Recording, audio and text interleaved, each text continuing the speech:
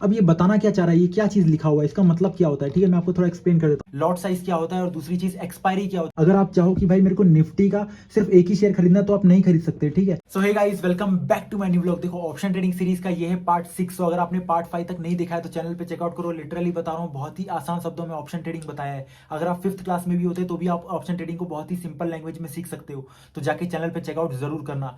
बाकी आज का जो हमारा टॉपिक है काफी इंपॉर्टेंट है, काफी बेसिक टॉपिक है, जिसको हर एक ट्रेडर को मालूम होना चाहिए अगर वो ऑप्शन ट्रेडिंग कर रहा है। तो वो ये है कि भाई लॉट साइज क्या होता है और दूसरी चीज एक्सपायरी क्या होती है। एक्सपायरी, क्योंकि ज्यादातर लोग ऑप्शन ट्रेडिंग करते हैं वो एक्सपायरी के दिन ही ट्रेड करते हैं, तो उन लोग को ऑप्शन ट्रेडिंग में जानना जरूरी है कि एक्सपायरी क्या होती है ना। मैं सारी चीजें एकदम डिटेल में एक्सप्लेन करूंगा।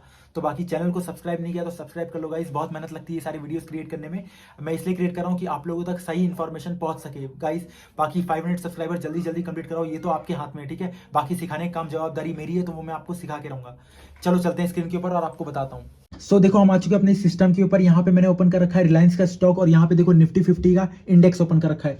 अब देखो, मैं आपको बताता हूँ लॉट साइज क्या होता है, स्टॉक में भी बताऊंगा और इंडेक्स में भी बताऊंगा कैसे होता है, ठीक है। जैसे देखो, यहाँ पे आपको दिख रहा है, क्या दिख रहा है, यहाँ पे आपको दिख रहा है रिलायंस का इंडस्ट्री का मैंने यहाँ पे शेयर ऐड कर रखा है, ठीक है। अब मेरे को जैसे इसे बाय करना है, ठीक है। अब मैं बाय का बटन दबाता हूँ तो यहाँ पे देखो क्वांटिटी लिख के आती है कि आपको कितनी क्वांटिटी खरीदनी है। आप एक चाहो तो एक खरीद सकते हो। एक का प्राइस कितना दिखा रहा है, 253 रुपए दिखा रहा है, ठीक है। अब मेरे को इसको बढ़ाना है अगर, तो देखो जैसे मैं ऊपर प्राइस बढ़ाऊंगा नीचे देखो मार्जिन भी बढ़ता जाएगा, है ना। देखो नीचे मार्जिन भी बढ़ता जा रहा है, ठीक है। और घटाऊंगा तो वैसे इसका मार्जिन भी कम होता जा रहा है। मतलब आप कितने भी खरीद सकते हो, ठीक है। आपके हिसाब से, आपके पास कितना पैसा है उस हिसाब से आप यहाँ पे क्वांटिटी डालो, आप खरीद सकते हो। लेकिन इंडेक्स में ऐसा नहीं है, ठीक है। यहाँ पे अगर आपको बाय करना है, यहाँ पे अगर आपको कोई भी स्टॉक बाय करना है, ठीक है। जैसे देखो निफ्टी 50 है यहाँ पे, ठीक है। अगर मैं इसके यहाँ पे कोई भी और ऑप्शन ओपन कर लेता हूँ, जैसे जैसे मान लो ये, ठीक है, निफ्टी 50 का है ना 23,700 का कॉल, ये ऑप्शन है, इसको मेरे को बाय करना है, ठीक है। अब देखो जैसे ही मैं इसको बाय करूंगा तो यहाँ पे देखो मैं एक शेयर नहीं खरीद पाऊंगा। अभी देखना, यहाँ पे देखो मैं एक शेयर नहीं खरीद पा रहा हूँ, यहाँ पे एक लॉट खरीदना पड़ रहा है। अब एक लॉट का मतलब क्या होता है, गुच्छा। गुच्छे के अंदर कितने शेयर आएंगे, 75। अगर आप चाहो कि भाई मेरे को निफ्टी का सिर्फ एक ही शेयर खरीदना तो आप नहीं खरीद सकते, ठीक है। आपको इसे लॉट्स में खरीदना होगा। एक लॉट में 75 क्वांटिटी आती है। देखो जैसे ही आप यहाँ पे एक लॉट डाला है तो देखो नीचे मार्जिन लिख के आ गया, कितना आ रहा है, 4,600, है ना। मतलब इतना अमाउंट आपको पे करना पड़ेगा एक लॉट लेने का। एक लॉट में 75 क्वांटिटी आती है, 75 शेयर आएंगे, समझ में आया आपको। अब जैसे ही देखो आप लॉट बढ़ाओगे ना, यहाँ पे जैसे आप देखो, मैं यहाँ पे लॉट बढ़ाता हूँ, जैसे मैंने 2 लॉट कर दिया, देखो यहाँ पे मार्जिन बढ़ गया, ठीक है। और लॉट बढ़ाऊंगा तो देखो यहाँ पे और मार्जिन बढ़ जाएगा। अभी ये देखो सीधा मार्जिन बढ़ गया, है ना, कितना बढ़ता चला गया। आप घटाओगे तो इस हिसाब से, मतलब एक लॉट आपको, एक लॉट से कम आप ले ही नहीं सकते। मतलब 75 क्वांटिटी आपको लेना बहुत जरूरी है, इससे कम आप मार्केट में ले ही नहीं सकते। इससे कम में आपको कोई भी ऑप्शन मिलेगा ही नहीं। 75 क्वांटिटी आपको लेना जरूरी है। आई होप आपको समझ में आया होगा कि स्टॉक में आप एक क्वांटिटी भी ले सकते हो, 1-2 क्वांटिटी जितनी आपके लेना है उतना आप ले सकते हो। लेकिन अगर आप निफ्टी के ऑप्शन में ट्रेड करो या फिर कोई भी इंडेक्स के ऑप्शन में ट्रेड करो, वहाँ पे 75 का लॉट है, किसी में 20 का लॉट है, ठीक है। इस तरह से किसी में 50 का लॉट है, उस तरह से आपको लेना पड़ेगा, ठीक है।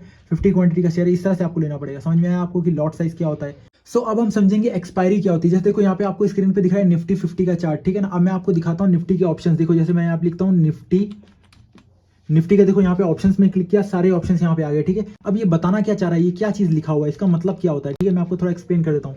जैसे देखो निफ्टी ओपी का मतलब क्या है, ऑप्शन। अब आप ट्रेड किस में कर रहे हो, निफ्टी के अंदर कर रहे हो। 06 फैब क्या है, 06 फैब ये इसका वीकली एक्सपायरी है। देखो 06 फैब, ठीक है। फिर इसके बाद और नीचे जाओगे तो और भी मिल जाएंगे आपको 06 फैब के नीचे। देखो ये अलग अलग स्ट्राइक प्राइस मिल गए आपको, ठीक है। अब देखो 06 फैब मतलब क्या, एक्सपायरी है। इस दिन निफ्टी का ये जो प्रीमियम है ये 0 हो जाएगा, खत्म हो जाएगा, ठीक है। ये चीज ध्यान में रखना कि आप इसकी एक्सपायरी होती है ऑप्शंस की। फिर 23,400 क्या है, ये स्ट्राइक प्राइस है। और पुट मतलब क्या, आपको लग रहा है कि मार्केट गिरेगा तो आपने इसको बाय किया है, क्योंकि मार्केट जब गिरेगा आपने पुट बाय किया तो मतलब इसका प्राइस बढ़ेगा, तो आपने इसको बाय किया है, ठीक है। आई होप आपको समझ में आया कि स्ट्राइक प्राइस का मतलब क्या होता है और किस तरह से आपको आइडेंटिफाई करना होता है, ठीक है। आई होप आपको समझ में आया कि लिखा क्या है और उसका मतलब क्या होता है। अब मैं आपको थोड़ा एक्सप्लेन कर देता हूँ, थोड़ा ध्यान से देखिएगा। अभी जैसे एग्जांपल के लिए देखो निफ्टी कितने पे चल रहा है, निफ्टी 50 चल रहा है 23,000, ऑलमोस्ट 23,500 के आसपास। अब आपको लग रहा है मार्केट यहाँ से बढ़ेगा, ठीक है। तो आप क्या करोगे, निफ्टी का ऑप्शन खरीदोगे, क्योंकि निफ्टी को तो आप खरीद नहीं सकते। तो एग्जांपल के लिए देखो मैंने इधर पे ऐड कर दिया। अब निफ्टी 50 का 6 फरवरी को एक्सपायरी है, 23,450 का कॉल।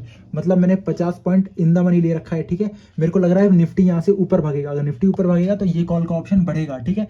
लेकिन अगर मान लो ये चीज यहाँ नहीं बढ़ता है, अगर ये यहाँ से 500 से 600 नहीं जाता है, 700 नहीं जाता है, ठीक है, मार्केट यहीं कहीं ऐसे चिपका पड़ा रहता है, तो एक्सपायरी 6 तारीख के दिन ये एक्सपायरी 0 हो जाती है।